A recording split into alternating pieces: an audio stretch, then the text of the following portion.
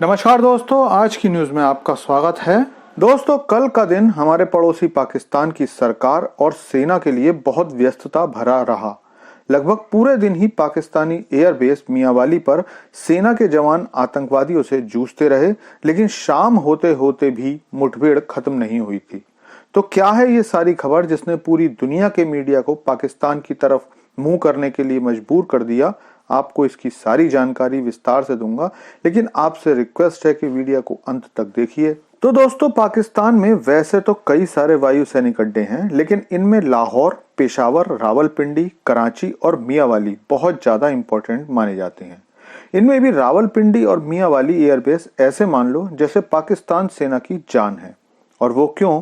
तो वो इसलिए कि रावलपिंडी तो खैर पाक सेना का सबसे प्रमुख सैन्य बेस है ही, और मियांवाली की लोकेशन रावलपिंडी के पास ही है, जिसके कारण पाकिस्तान किसी भी आपात स्थिति में दोनों एयरबेस की मदद के लिए एक दूसरे एयरबेस को इस्तेमाल कर सकता है, जिसके कारण मियांवाली एयरबेस पर पाकिस्तान अपने बेहतरीन जहाज और हथियार रखता है।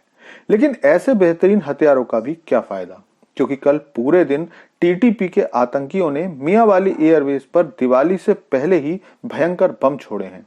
और ये हमला इतना ज्यादा जबरदस्त था कि इसकी वीडियो आने के बाद लग ही नहीं रहा कि टीटीपी के सामने पाकिस्तान की सेना टिक पा रही है।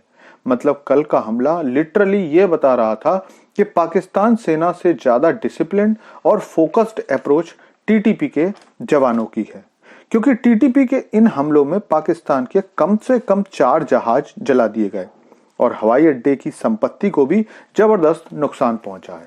अब आप ये कह सकते हैं कि मेरा सोचना अतिशयोक्ति है, लेकिन इसके रीजन मैं आपको बताता हूं।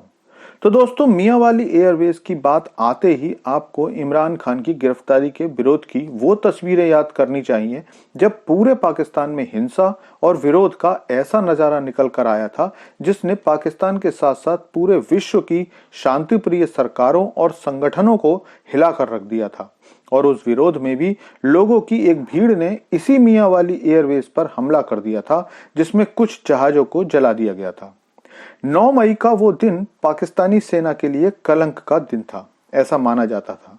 लेकिन कल की घटना उससे ज्यादा गंभीर घटना है, क्योंकि एक तो ये आतंकवादी संख्या में 10 से 12 की संख्या में थे, दूसरे 5 महीने पहले एयरबेस पर हुए हमले के बाद भी पाकिस्तानी सेना ने उससे कोई सबक नहीं सीखा, जिसके बाद टीटीपी के आतंकियों ने पाकिस्तान के 3 जहाज और एक ऑयल रिफ्यूलर प्लेन को जलाकर बेकार कर दिया। हालांकि सेना की ओर से कहा जा रहा है कि 6 से ज्यादा आतंकी मारे जा चुके हैं, लेकिन सैकड़ों करोड़ों का ये नुकसान पहले से ही पस्त हो चुकी पाकिस्तानी एयरफोर्स के मोराल को गर्त में ले जाएगा।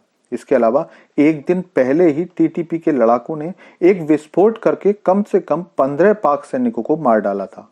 लेकिन अब सवाल उठता है कि वैसे तो टीटीपी पहले भी हमले करती रही है, लेकिन पिछले 1 महीने में इतने बड़े हमलों की क्या वजह है? तो दोस्तों, टीटीपी पाकिस्तानी सेना और पुलिस पर हमले तो लगातार करती रही है, लेकिन पिछले कुछ समय से पाकिस्तानी सरकार इन हमलों को मीडिया में नहीं आने दे रही थी, और इससे टीटीपी को लगता था कि लोग उसे कहीं इनएक्टिव न मान बैठे।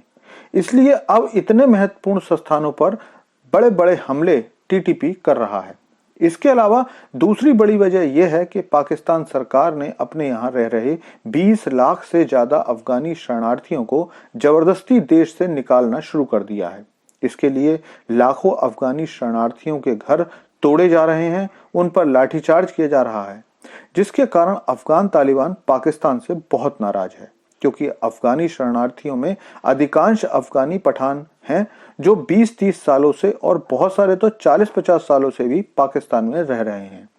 इन लोगों पर हो रहे पाकिस्तानी सरकार के अत्याचारों ने पहले से ही नाराज टीटीपी को और भी ज्यादा आक्रामक कर दिया है, और इसीलिए टीटीपी पाकिस्तानी सेना पर जबरदस्त हमले कर रही है। दोस्तों, थैंक्स फॉर वॉचिंग वीडियो। आपसे अनुरोध है कि चैनल को सब्सक्राइब कर लीजिए, क्योंकि यहाँ आपको डिफेंस, फॉरेन पॉलिसी और फाइनेंस से संबंधित वीडियोस रोज मिलते हैं।